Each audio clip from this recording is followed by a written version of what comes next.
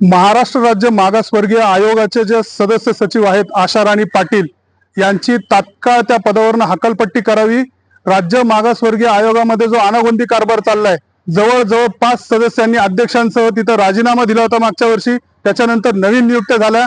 350 कोटी जवळजवळ मराठा आरक्षणाच्या अहवालासाठी या आयोगाला देण्यात आले होते। त्याच्यामध्ये आता प्रचंड मोठा भ्रष्टाचार समोर आलेला आहे आणि या सगळ्याच्या जे कारणीभूत आहेत त्या मेंबर सेक्रेटरी सदस्य सचिव आशा राणी पाटील या तिथं बेकायदेपणे बसलेल्या आहेत।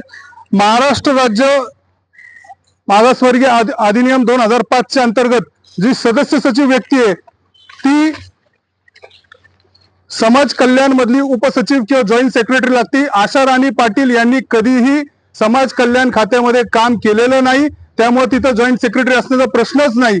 त्यांनी याच्या आधी जो अल्पसंख्याक विभाग आहे त्याच्यामध्ये काम केलेलं आहे, पिंपरी चिंचवड महानगरपालिकेमध्ये PMRDA मध्ये काम केलेलं आहे। त्यामुळे समाज कल्याण खात्याशी, सामाजिक न्यायाशी, आरक्षणाशी त्यांचा काही संबंध नाही।